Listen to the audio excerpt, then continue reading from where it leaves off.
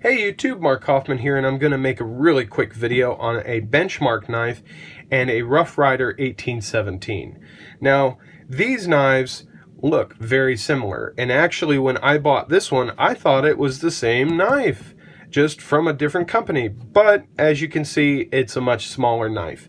Now, we're going to try and get a little bit of a size comparison here while I'm getting, see, look at that, I can't even speak. So here's a paramilitary 2, okay?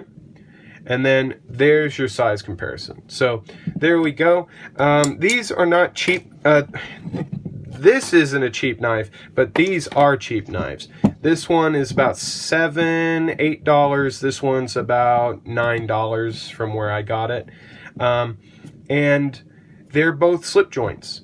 And so here we go. One with a half stop and then down. And then one with a half stop and then down. They're both the same action.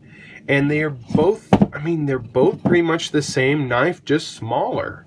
And that's what I originally thought when I was buying it. I didn't even look at the specs on it. So I will tell you this. Don't go with this one. This one is a dog. It's too small.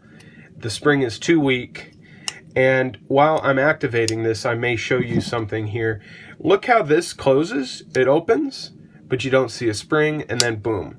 Well, actually, the spring is hidden under this liner. It's all one piece, but then it's just one piece that's down here that's moving, and you don't see it. So it's split. So that's an interesting way of doing a slip joint. But I will tell you, originally, these came with Teflon washers. I haven't changed this one out. I probably won't because the spring is so weak.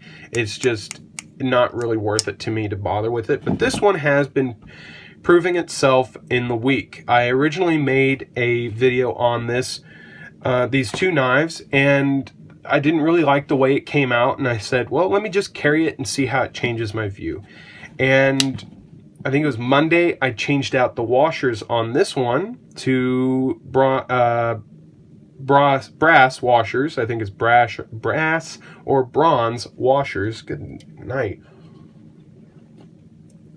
Can't even speak. And I will tell you this was absolute dog to do. I don't recommend hassling with it. This screw stripped almost immediately. It wouldn't loosen. These two screws came out like nobody's business. It was easy. And I wasn't able to get this one off, so I couldn't take this plate off. I mean, the scale. So I just took this out, put those two in, but guess what I was contending with? The spring. So I ended up taking a wooden ruler, sticking it down there, pushing the spring down. Good night, man. I can't speak. It's been a long week. Press down the spring, put the blade in, fish this through, handle it, everything. I mean, it was just, don't bother with it. If you buy it, it's fine, but now I have no blade wiggle. There was a little bit of blade wiggle because of those Teflon washers.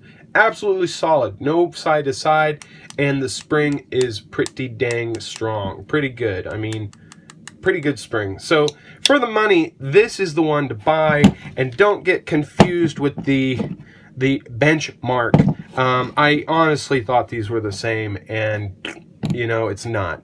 So buy the Rough Rider. It's pretty dang good. I have already sharpened this because I didn't like the edge on it, so I did sharpen this up with a pretty rough edge. It's still hair shaving sharp, just rough.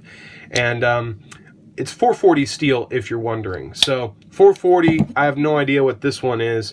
But yeah, pretty interesting knives and very cheap slip joints that look very modern. They're also pretty thin. I don't think this is as thin, or it may be thinner. Let's get you out of there. I'm going to throw you away.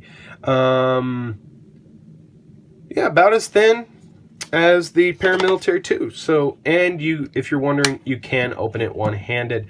That may be a problem in some countries, so be careful. So there we go. That's the good one, and then that's the bad one. And I thought you guys would enjoy seeing these two. And if you've never seen them, let me know in the comments. Thank you guys so much, and I hope you have a great day or night wherever you may be.